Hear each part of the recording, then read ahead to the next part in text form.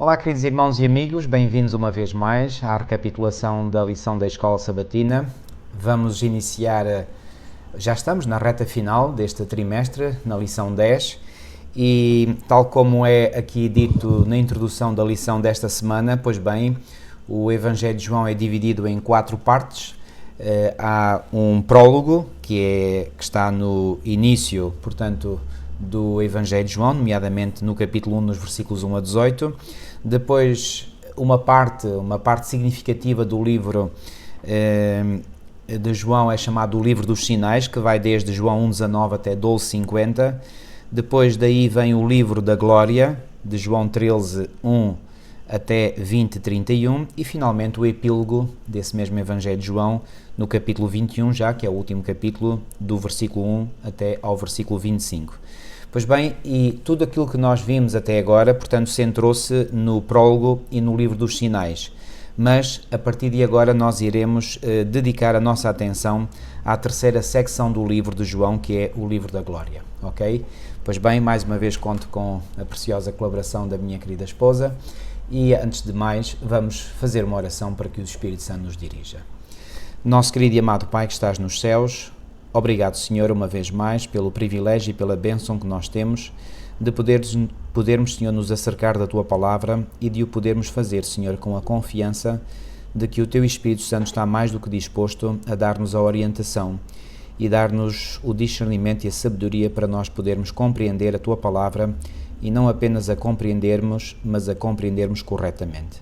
Senhor, que esse Teu Espírito, que é o Espírito da verdade, nos venha conduzir ao Senhor absoluto da verdade, que é o nosso Salvador, Jesus Cristo. E que verdadeiramente, Senhor, ao transmitirmos estas palavras, possamos, quem sabe, criar na mente e no coração de alguém um desejo sincero e genuíno por conhecerem mais de Ti e da Tua verdade, Senhor. Fica, pois, connosco, é o que nós te pedimos e pela fé te agradecemos, em nome de Jesus. Amém. Amém. Ok, Milu, já fiz uma introdução agora tu poderes explanar um bocadinho mais. Muito bem, mesmo na introdução também, como vem na lição desta semana, temos a recordação das famosas 7 afirmações que o Senhor Jesus fez sobre Ele próprio, ou seja, o grande eu sou, e Ele identificou-se a várias coisas da vida comum, do dia-a-dia, exatamente para o ouvinte poder compreender um pouquinho mais dessa revelação que era o próprio Jesus, como o divino entre nós. Então, as 7 afirmações, como vem na lição de sábado: o eu sou o pão da vida, não é?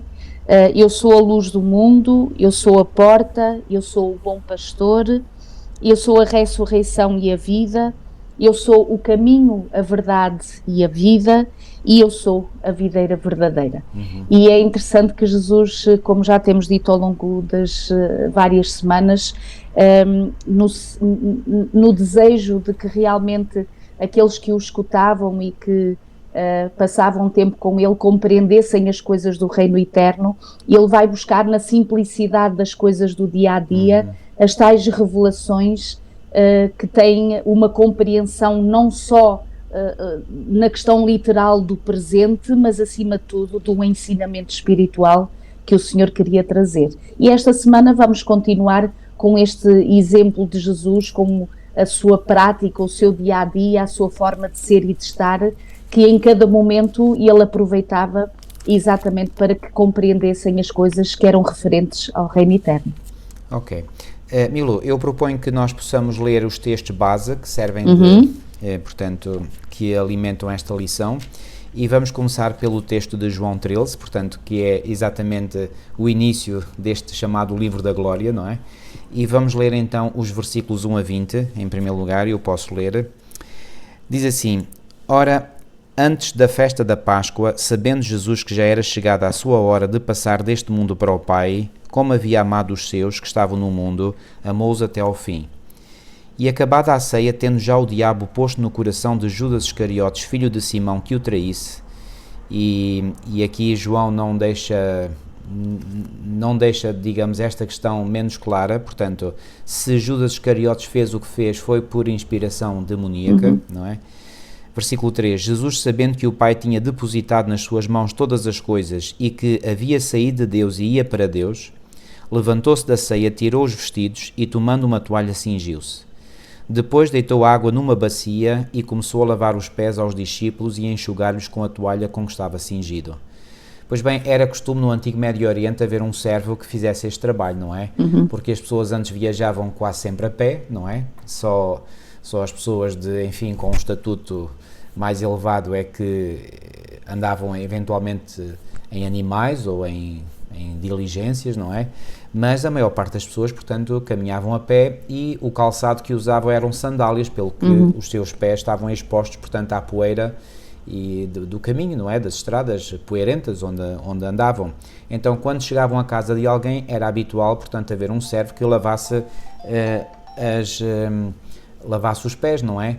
E então, o que é que acontece? Acontece que, neste momento em que Jesus estava reunido com os seus discípulos para tomar a ceia, não havia, portanto, um servo. E Jesus assumiu essa posição de servo. É claro que isto deixou os discípulos um pouco, digamos, incomodados, não é? E sobretudo, portanto, Simão Pedro, e vamos ler agora, portanto, no versículo 6, aproximou-se, pois, de Simão Pedro, que lhe disse: Senhor, tu lavas-me os pés a mim? Respondeu Jesus e disse-lhe: O que eu faço não o sabes tu agora, mas tu o saberás depois.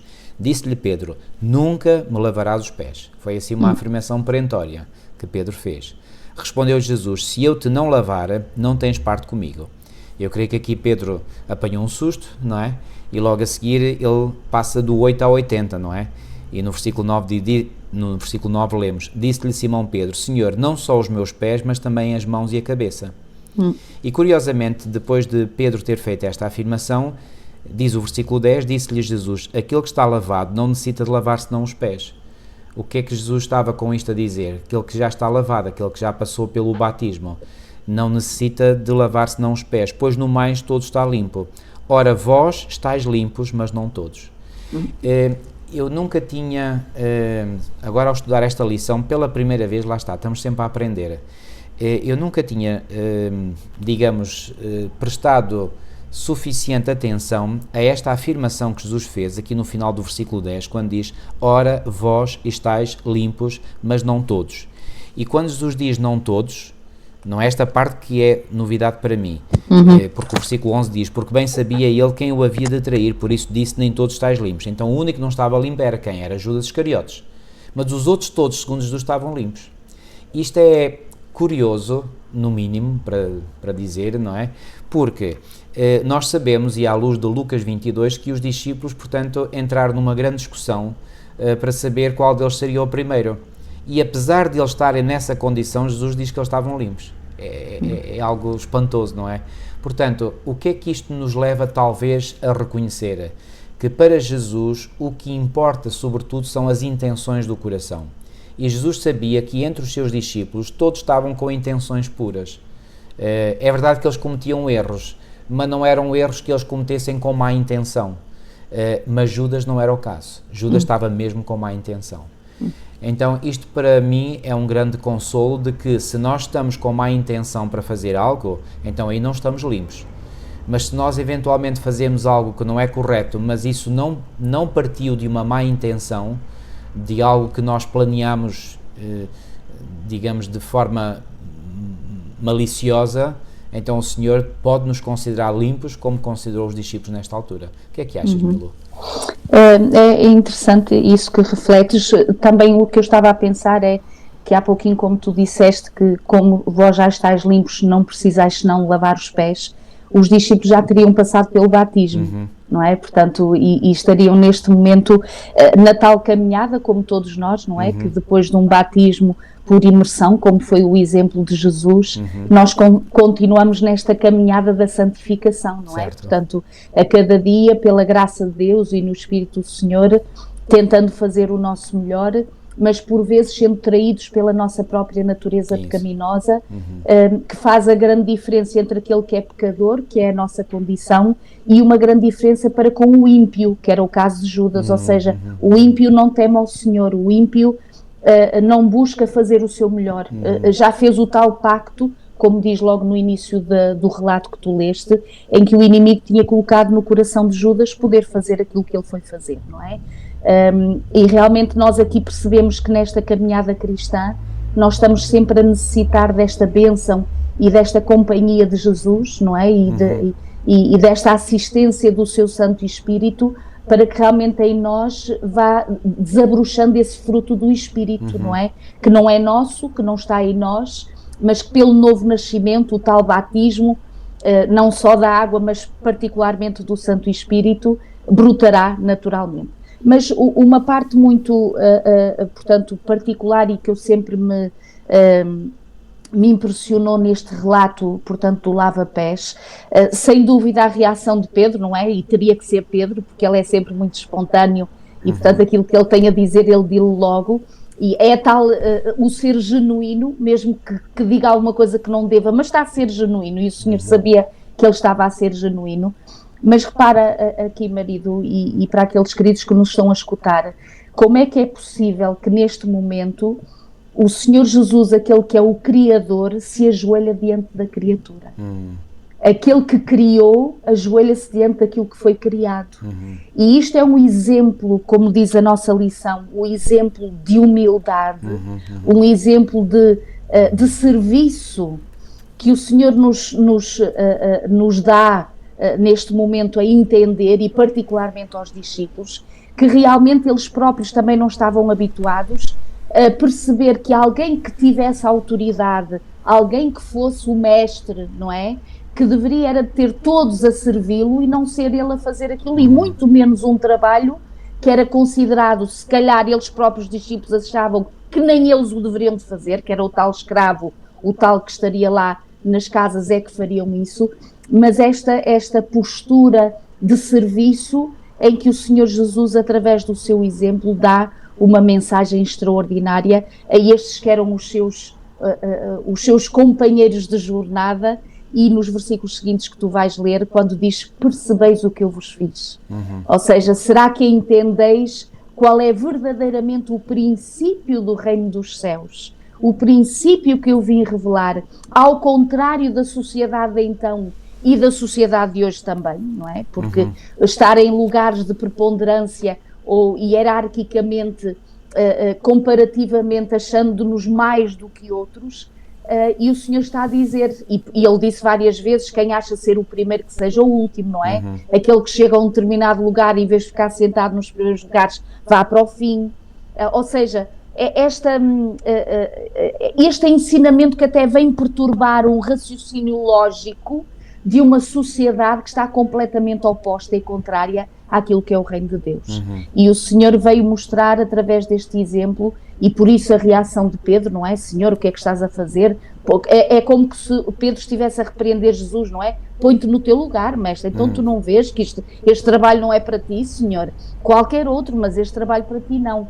E o Senhor aqui estava realmente a tentar ensinar essa graça da eternidade e do reino eterno, é que alguém que esteja numa posição de autoridade, e todos nós estamos em alguma posição de autoridade, ou na nossa casa, ou no nosso trabalho, ou mesmo até na nossa igreja, há sempre alguém a quem nós temos que liderar, não é? A quem nós temos que orientar, independentemente da pessoa que somos ou no lugar onde estamos. E o Senhor aqui veio dizer: olha, se estiveres num lugar de liderança, se realmente estiveres à frente de qualquer equipa ou de uma família ou de um grupo de pessoas, a melhor forma para liderar, a melhor forma será o serviço. E a sociedade não entende isto. A sociedade e este mundo está exatamente contrário. Porquê? Porque este mundo tem o mesmo espírito do Deus deste mundo. E o Deus deste mundo, que é o inimigo, não quis servir, quis ser servido. Isso mesmo. E portanto é o contraste entre o Senhor Jesus e o diabo. Portanto, aquele que é o inimigo de Deus e nosso, é esse espírito que é reivindicativo, que é autoritário, que é implacável, exigente, no sentido de querer que os outros estejam à sua mercê, não é? E os outros estejam à sua disposição. E o Senhor Jesus, que era o Criador, e ele sim que tinha toda a legitimidade e toda a autoridade para que todos o servissem, porque ele é Rei dos Reis e Senhor dos Senhores, e veio dar o maior exemplo de todos, cingindo-se com uma toalha, tendo que se ajoelhar, com as suas mãos tocar os pés empoeirados de todos aqueles que ali estavam, e realmente poder fazer esta obra de humildade e dar-nos o maior de todos os exemplos de humildade. Isto faz-me lembrar as palavras do apóstolo Paulo que ele escreveu em Filipenses 2, quando ele diz: de sorte que haja em vós o mesmo sentimento que houve também em Cristo Jesus, que sendo em forma de Deus não teve por usurpação ser igual a Deus, mas aniquilou-se a si mesmo, tomando a forma de servo, cá está, para servir, fazendo semelhante aos homens, e achado na forma de homem, humilhou-se a si mesmo, sendo obediente até à morte e morte de cruz. Pelo que também Deus o exaltou soberanamente e lhe deu um nome que é sobre todo o nome, para que ao nome de Jesus se dobre todo o joelho dos que estão nos céus e na terra e debaixo da terra. Isto está em Filipenses 2, 5 a 10. Mas voltando ao nosso relato de João 13, e eu ainda quero aqui enfatizar mais um aspecto daquilo que eu disse anteriormente. Quando Jesus diz aqui em João 13, 10, ora vós estáis limpos, ele aqui incluiu Pedro, aquele mesmo que o estava para negar por 3 vezes. Mas volto a dizer, Jesus pôde dizer isto certamente porque Jesus olhava para as intenções do coração e não estava na mente de Pedro ele negar a Jesus. Ele veio a fazê-lo, sim, é um facto, não é? Mas ele não programou, ele não fez uma planificação no sentido de dizer, olha, eu vou negar Jesus. Não, aquilo saiu espontaneamente. E, portanto, Jesus toma em consideração aquilo que está no nosso coração.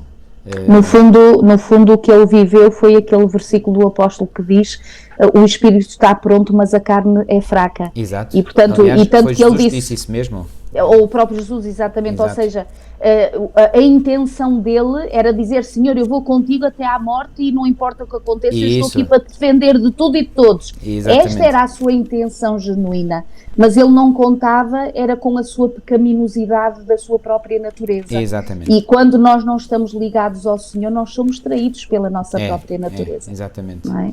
E disseste aí uma palavra muito correta, somos traídos. Por isso é que é tão importante nós nos conhecermos a nós próprios. E como é que nós nos podemos conhecer a nós próprios? Através da única luz que nós temos para nos conhecer corretamente a nós próprios, que é a luz da palavra de Deus. Não é através de filosofias, não é através de teorias, não é através de especulações humanas que nós nos vamos conhecer a nós próprios. Não, é através da palavra de Deus. E creio que vem até mesmo a propósito, agora, a referir aqui algo que vem aqui, portanto, na lição, quando fala aqui na lição de quarta de uma declaração feita por um pensador cristão, que é muito conhecido e citado, que é o C.S. Lewis, que ele declarou sobre o cristianismo: eu acredito no cristianismo como acredito que o sol nasceu, não apenas porque o vejo o sol, mas porque pelo sol, vejo tudo o resto. Isso. Então é por Jesus, que é a verdade, que é a luz do mundo, que nós não apenas o vemos a ele, mas através dele, de Cristo, nós vemos tudo o resto, não é? E inclusivamente nos vemos a nós próprios. E um dos problemas de Laodiceia, que é o povo de Deus dos últimos dias, aliás, se não mesmo o principal problema de Laodiceia, é que Laodiceia não tem uma compreensão correta de si mesma. Por exemplo, em Apocalipse, no capítulo 3, portanto, na 7ª carta à igreja de Laodiceia, diz aqui, portanto, no versículo 17, como dizes, rico sou e estou enriquecido e de nada tenho falta. Esta é a percepção que Laodiceia tem de si mesma.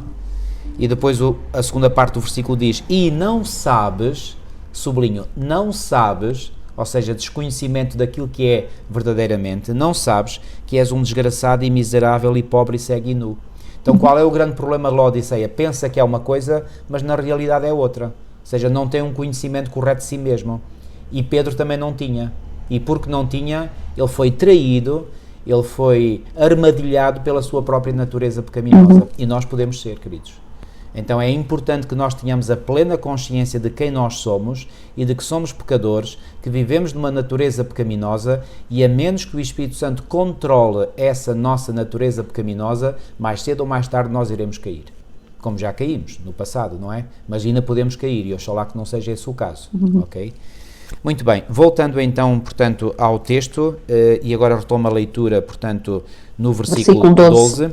Depois que lhes lavou os pés, tomou os seus vestidos e se assentou outra vez à mesa, disse-lhes: entendeis o que vos tenho feito?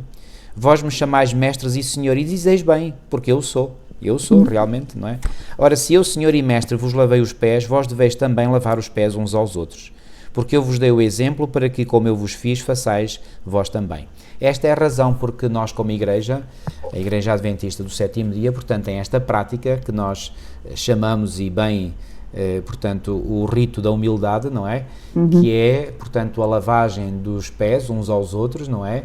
Enfim, não é uma lavagem para lavar da poeira, da sujidade, mas é o ato em si é que conta, não é? Nós colocarmos diante do nosso irmão ou irmã e, portanto, lavarmos os seus pés, isso aí, portanto, é um ato de humildade e quando nós fazemos isso, como eu gosto de pensar, ao lavarmos os pés ao nosso irmão, pois bem, o Espírito Santo está a lavar o nosso coração com sentimentos de humildade, que são os sentimentos com que nós devemos ter quando nos aproximamos de quem quer que seja e particularmente daqueles que são os nossos irmãos na fé. Então, porquê que nós fazemos isso? Porque Jesus o disse que nós deveríamos fazer, não é? Portanto, ele deu o exemplo e assim como ele deu o exemplo, nós devemos seguir. Milu, não sei se tens mais algo a dizer. Sim, eu gostava só de acrescentar algo ao que estás a dizer. Tudo o que o Senhor nos orienta e aquilo que Ele nos convida a fazer não é uma perda de tempo, nem é algo que o Senhor disse, olha, será bom vos entreterdes com qualquer coisa. Há sempre um objetivo e há um objetivo divino em todas as coisas que o Senhor Jesus nos ensina e nos convida a fazer. Hoje em dia há muitas pessoas, todos nós, se pudéssemos e tivéssemos a oportunidade de voltar atrás, não é? E normalmente dizemos o tempo volta para trás e quiséssemos corrigir algumas coisas, com certeza que todos nós tínhamos um ou outro momento em que o quiséssemos fazer.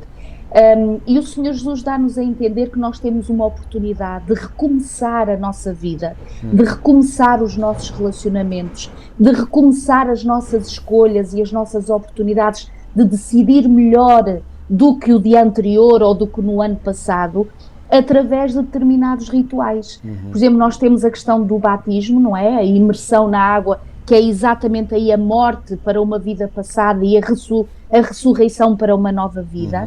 Mas nós não vamos estar sempre a batizar-nos todas as vezes, não é? Portanto, e a praticar o ritual do batismo. É como o casamento, não é? A gente não vai casar todos os dias. Mas durante o nosso período de casamento nós precisamos de alguns momentos de reconciliação, alguns momentos de consideração, de pedido de perdão, não é? De consciencialização daquilo que não está bem, de que precisa ser mudado. Então, a nível de igreja e do nosso relacionamento com Deus e uns com os outros, o Senhor Jesus convida-nos à prática do lava-pés e da Santa Ceia, que é nada mais, nada menos a oportunidade que Jesus nos dá de nós podermos reiniciar uma nova vida e que bênção que é, queridos irmãos, quando nós verdadeiramente aproveitamos estes momentos para não só nos reconciliarmos com Deus, que tem que ser a primeira coisa, porque ninguém que se reconcilia com Deus tem capacidade para se reconciliar com o seu irmão, ou o seu elemento, ou o seu familiar, é impossível, porque é a reconciliação com Jesus que vai trazer os mesmos sentimentos que Jesus tem ao nosso coração e nos leva também à consideração de uns para com os outros. E que pena é, marido, quando muitas das vezes esta prática do lava-pés, da ceia do Senhor, é evitado por muitos. Aliás, alguns até deixam de ir à igreja no dia em que vai haver um lava-pés ou vai haver uma Santa Ceia, porque sabem que ou estão ressentidos com A ou estão ressentidos com B, e não entendem que exatamente por termos estes ressentimentos e eles infelizmente fazerem parte da nossa vida, é que nós precisamos de seguir o maior dos exemplos, que foi o Senhor Jesus. Ora bem. E reparem, os discípulos já tinham desiludido bastante Jesus. Os discípulos já tinham, como tu há pouco ainda disseste, ainda estavam ali naquelas coisas da competição, não é? E portanto ainda não estavam a entender, e por isso o Senhor agora diz assim: compreendeis o que eu vos fiz, há tanta coisa que ainda vós não entendestes e convém que vocês percebam. Então havia esta necessidade de passar um momento em consideração, em humildade, em reconhecimento, em necessidade de percebermos que nós precisamos uns dos outros, queridos.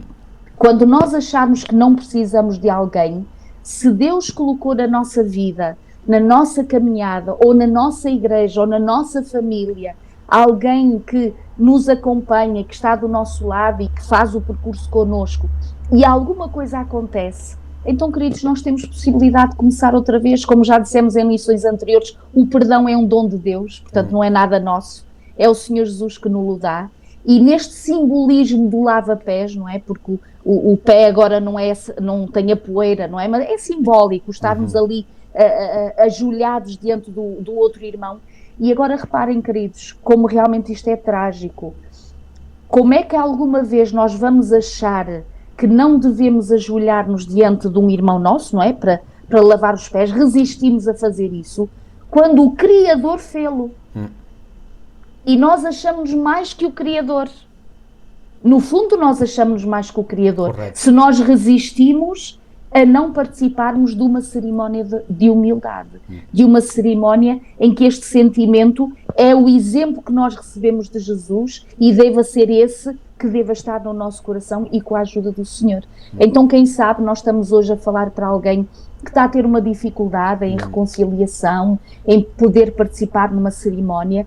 Ora ao Senhor, peça a Jesus que ajude, e às vezes até vá, mesmo que tenha que fazer um esforço, porque de certeza que o fardo que você vai levar, quando vier já não tem, porque o Senhor aliviou desse mesmo fardo. Amém. O Senhor perdoou, o Senhor levantou esse peso que só Ele é capaz de levantar, e portanto é algo de muito abençoado. Nós somos muito abençoados em termos estas cerimónias e podermos participar nelas, sem dúvida. Amém. E eu só acrescentaria que a cerimónia de lava-pés, ou este rito da humildade, é como se fosse um mini batismo, não é? Isso. Portanto, é um batismo parcial. Já não precisamos do batismo total, como Jesus o disse claramente a Pedro, mas precisamos de tempos a tempos deste batismo, desta lavagem parcial. E eu já disse a alguns irmãos e irmãs que às vezes não se sentem dignos de poderem participar desta cerimónia, e eu disse, olha, o melhor indicador de que nós estamos aptos a participar desta cerimónia é nos sentirmos indignos. Isso. Quando nós nos sentimos indignos, então isso é o melhor indicador de que podemos participar, porque não somos dignos de nada, não somos dignos da graça do Senhor. Aliás, se fôssemos dignos de qualquer coisa, então não seria uma graça, seria um pagamento que o Senhor nos faria, não é? Por algo que nós tivéssemos feito. Então a graça é mesmo para os indignos, não é? Portanto, aproximemo-nos com confiança, digamos, deste rito da humildade, com a certeza de que não somos dignos, é verdade, mas que o Senhor nos aceita apesar da nossa indignidade. E quando o Senhor nos aceita, Ele opera em nós o querer e o efetuar, segundo a sua boa vontade, e depois bem nós passamos a ter outros sentimentos que acontecem quando o fardo, às vezes, da ira ou da zanga ou de qualquer outro sentimento negativo sai de nós, não é? E o Senhor transforma ou muda esses sentimentos por outros que estão de acordo com o seu caráter. Portanto, querido irmão, querida irmã, se alguma vez pensou que não é digno de participar desta cerimónia, pense novamente e aproxime-se com humildade, sim, mas com confiança que aquele que, portanto, iniciou este ritual é o mesmo que nos continua a querer abençoar hoje. E não se esqueça daquela promessa que Jesus fez, que está contida em João 6,37, aquele que vem a mim, eu de modo algum lançarei fora. Ok? Muito bem. Vamos avançar e, ora bem, depois de Jesus ter feito, portanto, esta afirmação, não é?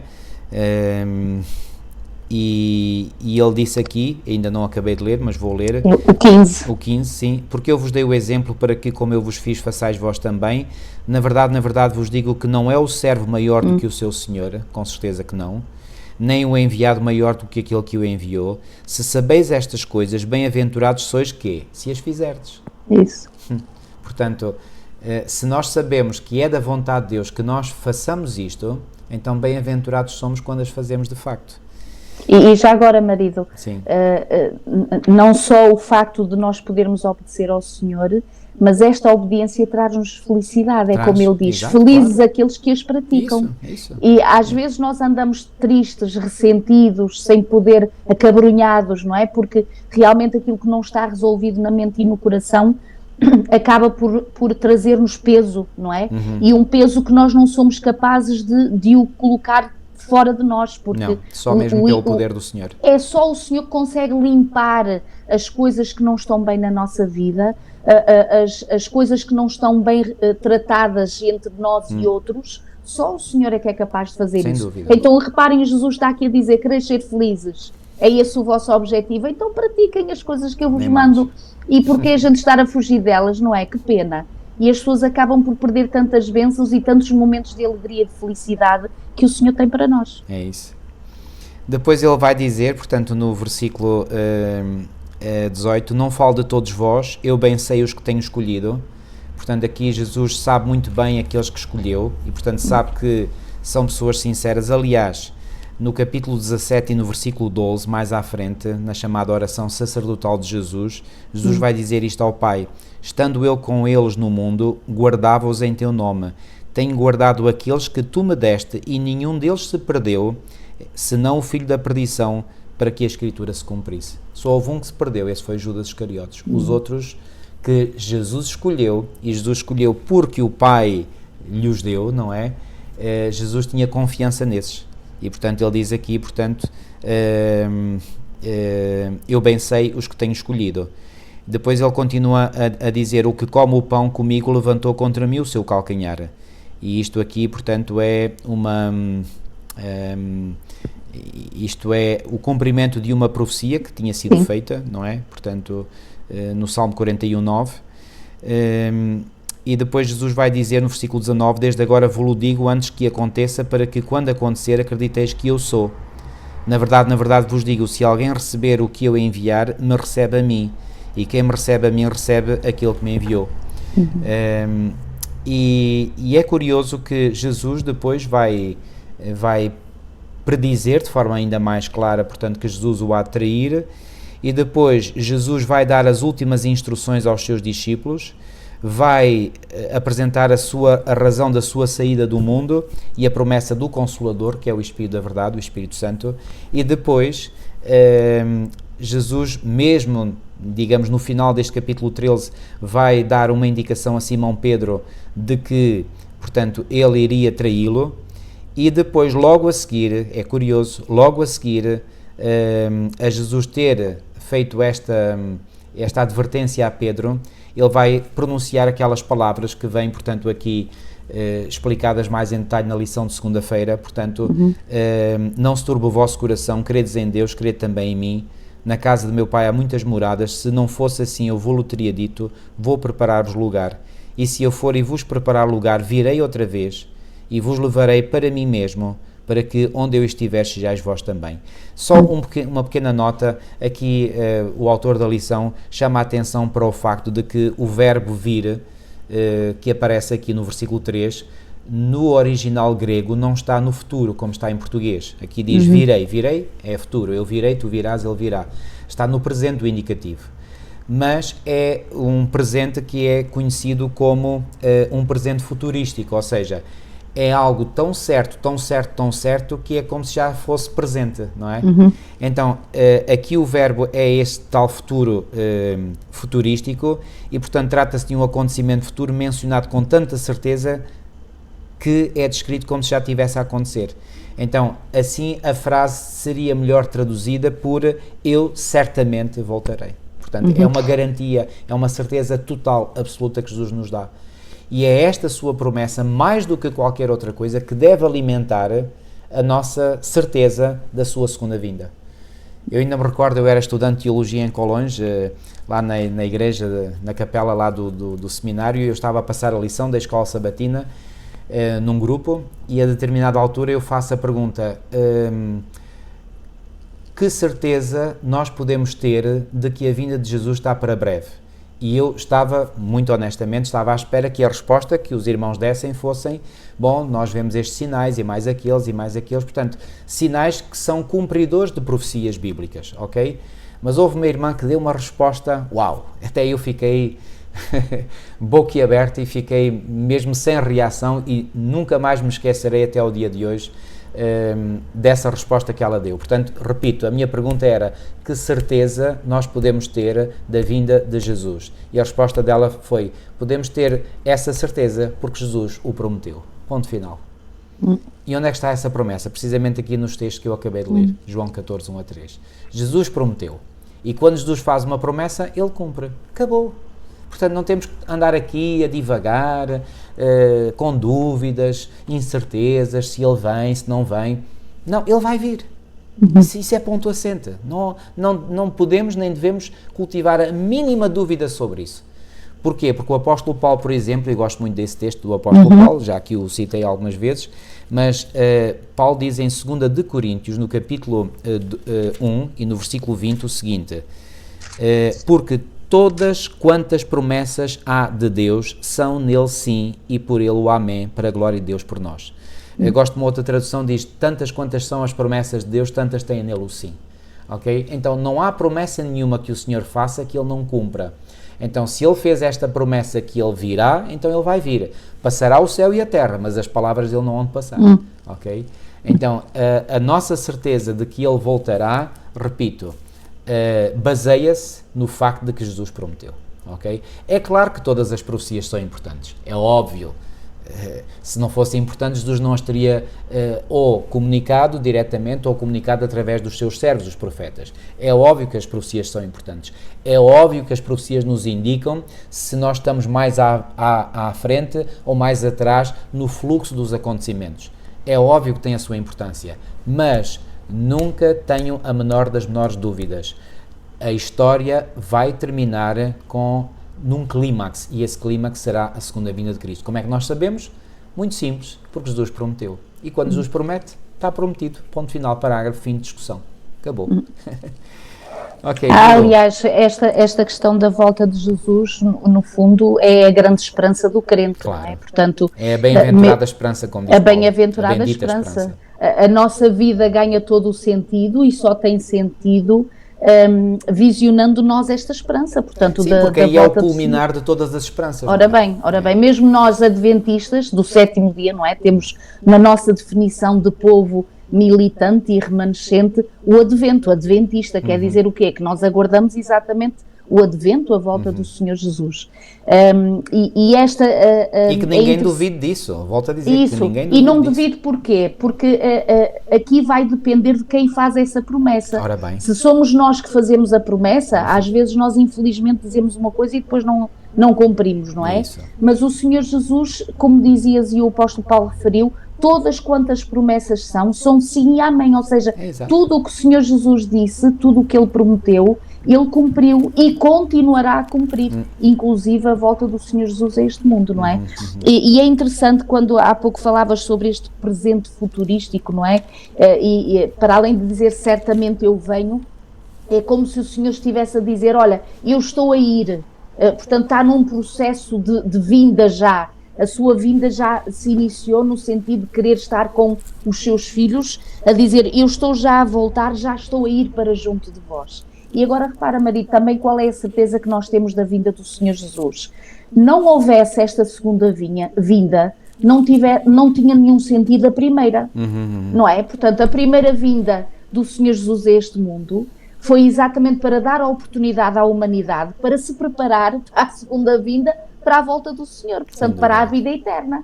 Portanto, não houvesse a segunda vinda e a primeira não tinha tido sentido nenhum. Portanto, assim como o Senhor Jesus veio, aliás, ele próprio, o anjo, disse aos discípulos, assim como o estáis a ver ir, assim ele vai vir. Certo. Portanto, é esta a certeza de que assim como o Senhor ascendeu aos céus, em breve ele voltará dos céus e aí já não será como em Belém, o bebezinho, não é? Portanto, mas será como Rei dos Reis e Senhor dos Senhores. E, portanto, isto alegra o nosso coração, isto faz-nos e traz-nos alento de perceber que, mesmo que tenhamos desafios, mesmo que tenhamos dificuldades, mesmo que esta vida não seja por vezes aquilo que nós desejávamos, há uma promessa, há uma esperança, e é esta esperança que consola e que nos encoraja na nossa caminhada. Sem dúvida. Eu gosto ainda de um outro texto, li há pouco aquele do apóstolo Paulo, em 2 Coríntios 1:20, agora um do Antigo Testamento, 1 de Reis 8:56, e vou ler na versão Almeida Revista Atualizada, versão brasileira clássica, diz assim: Bendito seja o Senhor que deu repouso ao seu povo de Israel, segundo tudo o que prometera. Nem uma só palavra falhou de todas as suas boas promessas feitas por intermédio de Moisés, seu servo. Uau, isto enche o coração. Portanto, não há falhas em qualquer que seja da promessa, de promessas que o Senhor faz. E a propósito, eu tenho aqui uma citação, portanto, do livro Já Todas as Nações, até deste capítulo, portanto, que serve de complemento ao estudo da lição desta semana, que é o capítulo 51, com o título A Luz da Vida, e em determinado momento Ellen White faz aqui o seguinte comentário, depois de comentar aquele diálogo que Jesus teve com os fariseus, que não criam nele, e ela diz o seguinte: a lição é verdadeira em todos os tempos. Muitas pessoas que se deleitam em enganar, criticar, procurar qualquer coisa de questionável na palavra de Deus, julgam estar assim a dar provas de independência de espírito e argúcia. Supõem estar a julgar a Bíblia, quando na verdade estão a julgar a si mesmos. Tornam notória a sua incapacidade para apreciar verdades de origem celestial que abrangem a eternidade. Perante a grande montanha da justiça de Deus, o seu espírito não se sente minimamente reverente. Ocupam-se a procurar gravetos e palhinhas, revelando assim uma natureza mesquinha e terrena, um coração que está a perder rapidamente a sua capacidade de apreciar Deus. É muitíssimo perigoso, e eu tremo da cabeça aos pés quando vejo pessoas que ousam colocar em causa um assim está escrito. Algo que está revelado por inspiração divina. Queridos, nós não temos nenhum direito de pôr em causa um assim está escrito. A palavra de Deus termina dizendo: nada acrescentes às suas palavras, nem tires às suas palavras. Ou seja, por outras palavras, é o que lá está, é o que lá está. Nós simplesmente temos que nos adaptar à palavra de Deus. Não é fazer a palavra adaptar-se a nós. Não, nós é que temos que nos adaptar à palavra. Ok? E todo o nosso esforço deve ser de confirmar, ou melhor, viver essa palavra em nós. Por exemplo, falando ainda da segunda vinda, que é o tema aqui da lição de segunda-feira que estamos a abordar. Alguns no passado e ainda hoje põem em causa essa realidade da segunda vinda de Cristo, ok? Não temos que pôr isso em causa, não temos que pôr em dúvida, a mínima das mínimas dúvidas. Nós temos é que ter bem claro na nossa mente, a segunda vinda de Cristo, quer eu queira, quer não, quer eu acredite, quer não, vai ser uma realidade. Então, se vai ser uma realidade, que posição eu devo tomar hoje? Então, só há uma resposta válida e lógica. Eu devo me preparar para essa mesma vinda, ok? Então a minha preocupação não é eu tentar provar que a vinda de Cristo, a segunda vinda de Cristo será uma realidade. Está mais do que provado. Basta a promessa que Jesus fez. Agora eu só tenho que me preparar. E preparar como? É colocando o meu caráter em sintonia perfeita e total com o caráter do meu amado Salvador. Porque como é que eu vou ter cara para ver o meu Salvador quando Ele vier nas nuvens dos céus, não é? Com poder e grande glória, se o meu caráter não se assemelha ao dele? Não irei sentir coragem para o enfrentar. Por isso é que está revelado que aqueles que não se prepararam, não colocaram o seu caráter em harmonia com a vida de Cristo, terão tal maneira vergonha de Cristo, não é? Que procurarão esconder-se, não é? E pedirão às rochas que caiam sobre eles. Está em Apocalipse 6. Então, queridos, esta deve ser a nossa tarefa prioritária, altamente prioritária, é, digamos, colocarmos a nossa vida em total harmonia com a sua vontade, revelada, obviamente, na fotografia do seu caráter, que é a sua santa lei, os seus 10 mandamentos. Ok? Milu, penso que podemos passar podemos, sim, continuar aqui na lição de terça-feira. Vai fazer referência a uma pergunta bastante lógica que Tomé faz ao Senhor Jesus. Vem logo após esses versículos que tu leste no versículo 14, no capítulo 14 de João, e agora os versículos 4 e 5. E vós sabeis o caminho para onde eu vou, E disse-lhe Tomé: Senhor, não sabemos para onde vais, como saber o caminho, não é? E, Isto é mesmo pensamento tipicamente humano, não é? é isso, ou seja, e aqui vemos a forma como os discípulos ainda estavam a crescer, não é? No seu conhecimento, Completamente, eles estavam, na percepção das coisas ainda de estavam Jesus. na dimensão humana, não é? Natural, Isso. não estavam na dimensão sobrenatural, espiritual. Isso.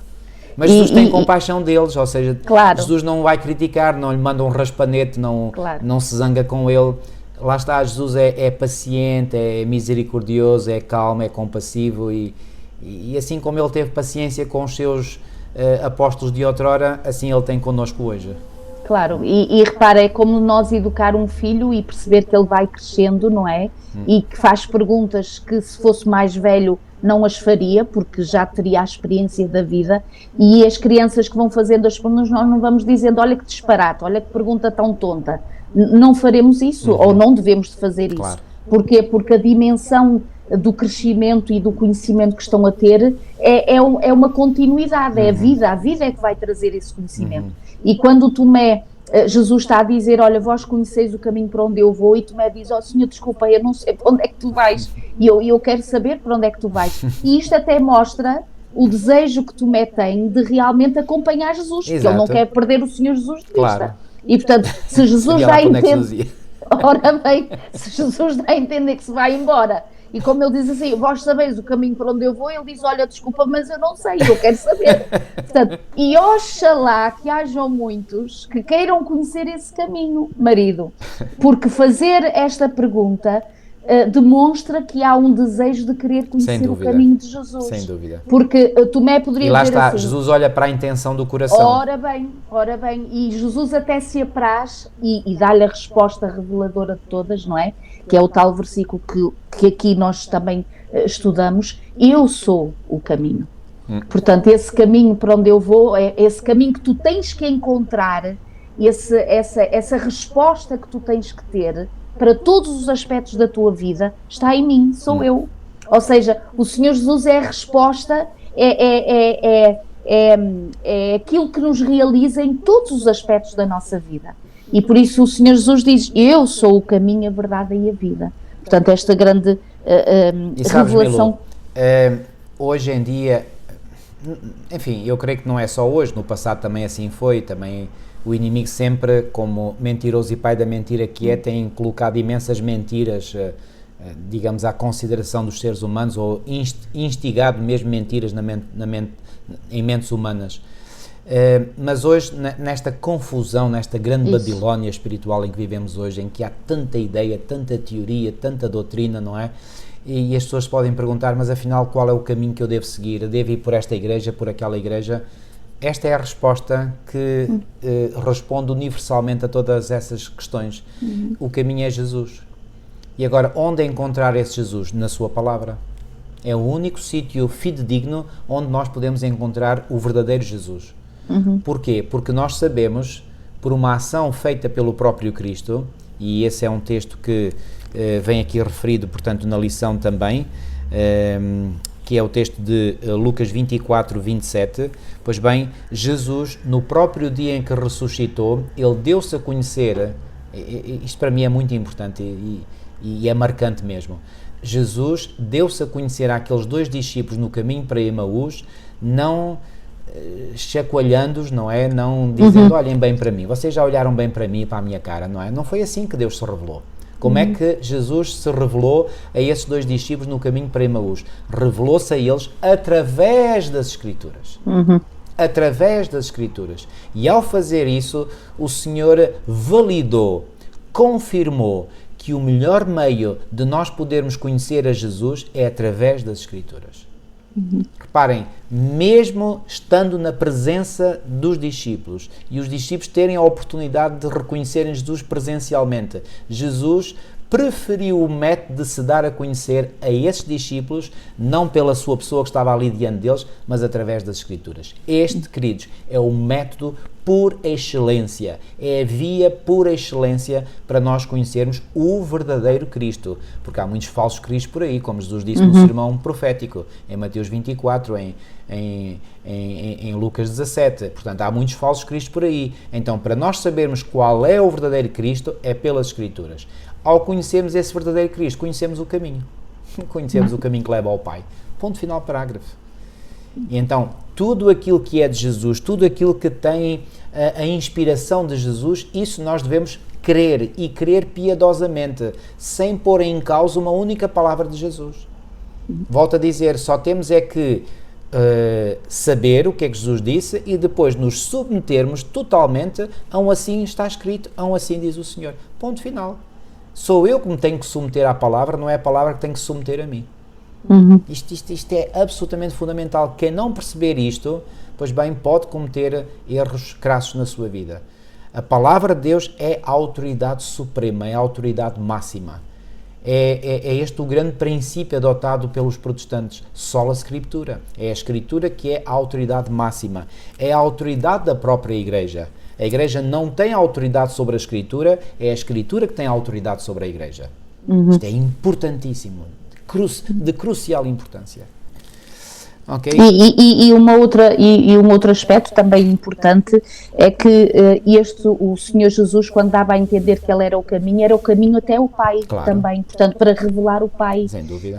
E hoje nós encontramos uma outra denominação em que o acesso à divindade ou a Deus faz-se por quaisquer outros processos ou elementos que não é o Senhor Jesus. Exato. E na palavra de Deus e na revelação, portanto, que é a Sagrada Escritura, o Senhor Jesus está a dizer, eu sou o caminho, e agora repara no versículo 7, ainda do capítulo 14 de João, se vós me tivesseis conhecido, conheceríeis também a meu Pai, desde agora o conheceis e o tendes visto. E agora é Filipe que vai, portanto, fazer um comentário. Replicou Filipe, Senhor, mostra-nos o Pai, e isso nos basta. E o Senhor Jesus aqui vai dar outra resposta, que mais uma vez nós percebemos o crescimento que ainda estavam os seus discípulos e o quanto eles ainda não tinham entendido e que estavam a aprender com Jesus. Quando Jesus lhe diz no versículo 9, Filipe, há tanto tempo eu estou convosco e não me tens conhecido. Quem me vê a mim vê o Pai. Como dizes tu, mostra-nos o Pai. Mas às vezes esta concepção entre o Deus Pai e o Deus Filho, às vezes as pessoas tendem a fazer do Jesus o querido, o Salvador, não é? Aquele que veio e que entregou a sua vida. E Deus não, Deus é ali um Deus implacável, um juiz autoritário. Portanto, parece que há esta diferença entre o Deus Pai e o Deus Filho. E o Senhor Jesus está aqui a dizer, olha, quem me vê a mim vê o Pai. Então aquilo que são os atributos de Jesus e que Ele veio revelar... São os atributos do Pai. Não são mais nada menos do que os atributos do Pai. Esse amor que se entrega, esse amor que serve, esse amor que cuida, esse amor que se interessa. Tanto que o Senhor Jesus diz, porque Deus amou o mundo de tal maneira, não é? João 3,16. Que deu o seu Filho unigênito. Portanto, quem é que amou mais? Nós aqui não podemos pesar. Foi a divindade que amou tanto. Exato. E com um serviço e uma entrega tão grande, ao ponto de Jesus ter vindo a este mundo e ter dado a sua vida por cada um de nós. Então Jesus veio revelar o Pai, e às vezes, mesmo nestas concepções erróneas daquele que é Deus, as pessoas às vezes têm medo de Deus. As pessoas têm medo que o Senhor puna, parece que o Senhor está ali, Deus está ali, Deus Pai, pronto, com uma varinha na mão, para ver quando é que nós fazemos um erro, pumba, exatamente para nos castigar e para nos disciplinar. E o Senhor Jesus diz assim, eu vim revelar o Pai. Quem me vê a mim vê o Pai. E o Pai está tão interessado na salvação do ser humano como Deus o Filho e Deus o Espírito Santo. Ou seja, todos, Deus Pai, Filho e Espírito Santo, só têm um objetivo. Isso. É um grande amor no coração de poder tudo fazer como fizeram para salvar a humanidade. E é pena que esse conceito que é tão maravilhoso de que a divindade está unida no mesmo propósito seja deturpado e seja deturpado de uma forma literalista, fazendo crer que Deus é só um, então se Deus é só um, não pode ser três pessoas. Não, quando a Bíblia se refere a Deus como sendo um, a palavra um, que é a palavra hebraica errad, já aqui disse no passado e volto a dizer, significa não é um numeral, é um em propósito, em objetivo. E o grande objetivo da divindade, da família divina, é a redenção da humanidade.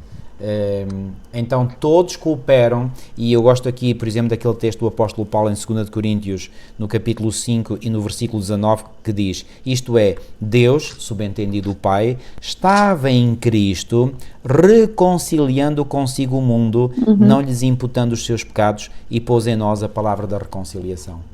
Então é o Pai que amou de tal maneira ao mundo que deu o seu Filho. É Jesus, portanto, que veio a este mundo para executar o plano da salvação. E é agora o Espírito Santo que atualiza essa salvação em todos aqueles, ou na vida de todos aqueles que recebem Jesus como seu Salvador.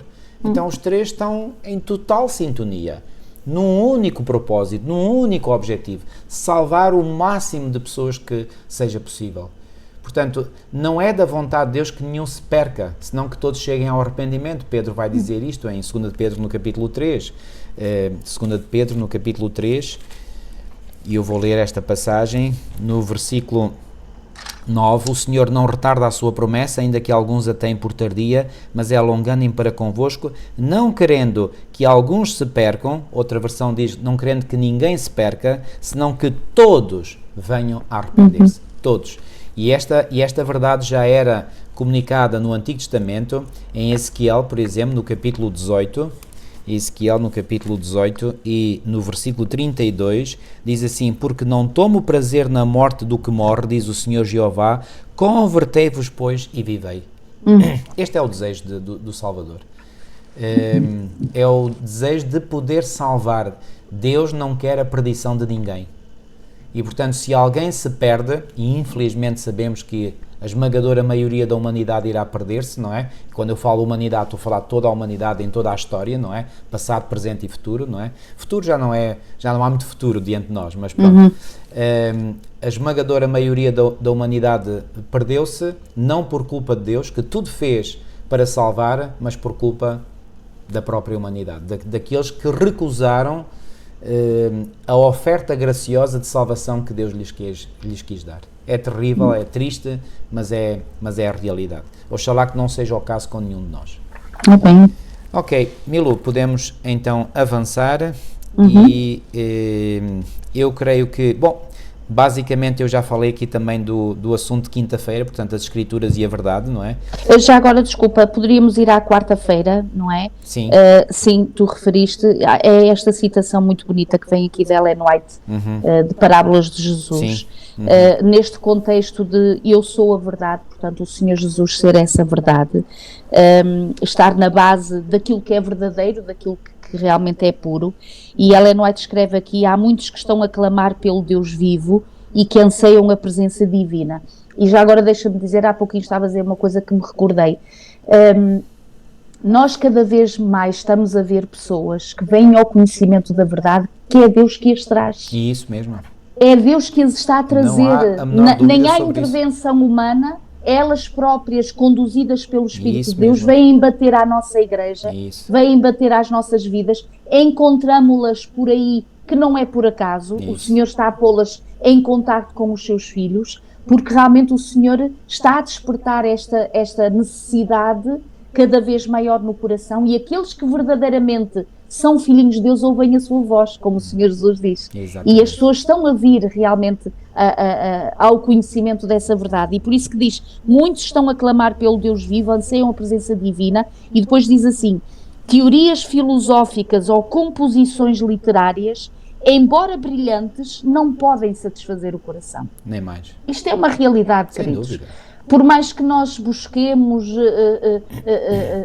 há pessoas que passam horas e horas a ler tanta coisa que não tem a inspiração divina, que verdadeiramente preenche, que verdadeiramente não serve para nada, é tempo investido perdido. Então, como diz, não pode satisfazer o coração, as afirmações e as invenções dos homens não têm valor algum. Fala a palavra de Deus ao povo. Nem mais. ponto de exclamação. Que aqueles que só ouviram tradições, teorias, máximas humanas, ouçam o quê agora? A voz daquele cuja palavra pode renovar a alma para a vida eterna. É isto é que importa. Isto é que importa, é o mais importante. E às vezes nós, é verdade, até estamos numa situação em que dizemos assim, não sei o que é que eu hei de dizer. E o Senhor diz assim, ótimo, diz aquilo que eu quero que tu digas.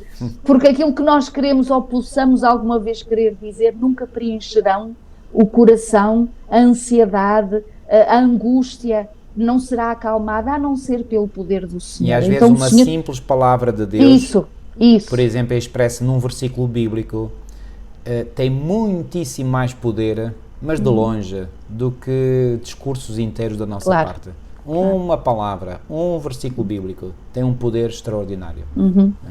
E já agora esta palavra e este versículo podem ir também em sentido de louvor. Por exemplo, um hino de louvor que está a falar sobre a palavra do Senhor, sobre a mensagem bíblica, nós sabemos que tem muito peso. Portanto, pode levar o coração da pessoa. Ainda ontem eu fui a um funeral de uma senhora que era mãe de uma irmã nossa, portanto ela não era membro da nossa igreja, mas estive lá presente para acompanhar esta nossa irmã e sentando-me na igreja, a filha, portanto a neta daquela senhora que havia falecido, uma jovem membro da nossa igreja, quis cantar um hino. E ela cantou um hino de louvor tão bonito, acompanhado de uma guitarra, portanto muito suave, muito sereno, e uma senhora que estava do meu lado começou convulsivamente a chorar, mesmo. Estava em pranto a senhora, eu percebi que ela estava mesmo ofegante. Eu não conhecia a senhora, mas dei-lhe um abraço e disse, tenha coragem. Ela olhou para mim com os olhos cheios de lágrimas e disse, é tão bonito este hino. Ela nunca tinha ouvido nada como ela estava a dizer, tão bonito. E realmente a mensagem bíblica expressa em timbres celestiais de louvor e de adoração tem sem dúvida um poder extraordinário no coração e na mente do ser humano. E Deus pode usar até um cântico. Isso. E as palavras do cântico para tocar corações. Isso. Como tu te lembras, eu estive numa igreja onde uma família inteira veio para a igreja porque o meu irmão um dia passou à frente da igreja, ouviu cantar, achou tão bonito que entrou lá dentro para ver o que era. Nunca mais saiu. Pois, é isso. Portanto, uma palavra que seja expressa através do canto, que seja expressa através das nossas bocas, das nossas atitudes, pois bem, pode ser realmente a boia de salvação, digamos assim, para conduzir essa pessoa ao Salvador, não é? Que é Jesus Cristo. Portanto, não menosprezemos a palavra de Deus porque ela tem poder, e tem poder para salvar, ok? Milu, não sei se tens mais alguma coisa a dizer, creio que já cobrimos tudo em geral. Sim. Portanto, particularmente as Escrituras, não é? E que no fundo é a revelação, ou seja, as Escrituras são a revelação do revelado, não é? Portanto, o Senhor Jesus revelado a cada um de nós e, portanto, passar tempo na leitura, na devoção, na reflexão da Palavra de Deus é imprescindível, queridos. E nós sabemos, e já agora falando dos últimos dias da história nesta terra, nós sabemos que assim como foi outrora, um dia estes livros, a Bíblia nos será retirado, mesmo fisicamente falando e até digitalmente falando, não é? Portanto, estes manuais que é a Sagrada Escritura serão retirados. E por isso é importante nós investirmos tempo na reflexão, no estudo e depois termos a certeza que através do Espírito, porque é isso que está revelado também, virá até ao nosso pensamento aquilo que nós fomos colocando na nossa mente e que fomos estudando e que fomos refletindo e no momento, às vezes nós temos estas experiências, não sei como é que eu me lembrei de dizer isto, não é? Como é que eu consegui dizer isto àquela pessoa ou refleti isto? É a promessa cumprida do Senhor Jesus. Quando nós passamos tempo na reflexão da palavra, o nosso coração, no fundo é aquilo que se diz um provérbio português, que a boca fala do que o coração está cheio, não é? E portanto, se nós preenchemos o nosso coração com as Escrituras, com a palavra do Senhor, com a revelação, então em todos os momentos, os melhores ou menos os mais desafiadores, será a oportunidade para naturalmente sair de nós a palavra do Senhor. E obviamente que o Espírito Santo não irá recordar aquilo que nós não estudamos. Ora bem. Ok, creio que podemos ficar por aqui. Milu, podes orar, por favor? Vamos orar então. Querido Deus e nosso amado Pai, Senhor, nós te agradecemos por mais uma oportunidade que nos deste de podermos estar aqui, Senhor, a recordar estas passagens maravilhosas, reveladas e deixadas para a humanidade, Senhor. Nós te agradecemos, acima de tudo, o exemplo que tu nos deste, Senhor. Eras um querido, um Senhor que verdadeiramente demonstrava autoridade como ninguém, mas uma autoridade que levava queridos corações como hoje a querer servir-te de todo o nosso coração também, Senhor. Amém. Não eras um Deus, não és um Deus que te impões, não és um Deus que obriga, não és um Deus que exige no sentido de vergar a vontade daquele mesmo que não queira a querer. Senhor, tu és um Deus que convida, és um Deus que abre os braços, és um Deus que demonstras grande amor como fizeste na cruz e almejas e anseias, Senhor, que toda a humanidade escute e atenda a este convite de felicidade. Ó Senhor, perdoa-nos pela nossa resistência, Senhor. Perdoa-nos quando muitas das vezes resistimos àquela que é a tua vontade, a tua revelação e perdemos tantos momentos abençoados. Senhor, ajuda-nos a viver o mesmo espírito que tu tinhas, a sermos humildes uns para com os outros, a termos um espírito de serviço de uns para com os outros. Amém. E a basearmos a nossa vida, Senhor, o nosso caminhar na Sagrada Escritura, encontrarmos o caminho para a eternidade através de ti, firmarmos os nossos pés na verdade que és tu, Senhor, e então termos vida e vida em abundância. Amém. Não só o sentido desta vida aqui, nesta terra, porque também nos abençoas, também nos dás momentos de realização, de alegria, mas sobretudo, Senhor, com os olhos na eternidade. Amém. Nessa vida que será a vida eterna, que nós teremos como um dom que tu darás, a imortalidade a todos aqueles que te amaram, todos aqueles que desejaram cumprir a tua vontade na sua vida. Amém, Senhor, ajuda-nos a estar entre esse grupo que será salvo, Senhor. Ambicionamos, Senhor, esse dia de todo o nosso coração, não só nós, mas aqueles que nós amamos, aqueles que nós conhecemos, a nossa família, os nossos queridos, os nossos conhecidos, a nossa igreja, Senhor, e todos aqueles que venham ao conhecimento da tua palavra. Assim seja, Senhor. Ajuda-nos, Senhor, abençoa-nos, fortalece-nos. Pedimos tudo isto e tudo agradecemos de todo o coração. Em nome de Jesus. Amém. Amém. Queridos amigos, despedimos-nos por hoje e marcamos encontro para a próxima semana. Que Deus vos continue a guiar e a abençoar grandemente. Amém. Amém.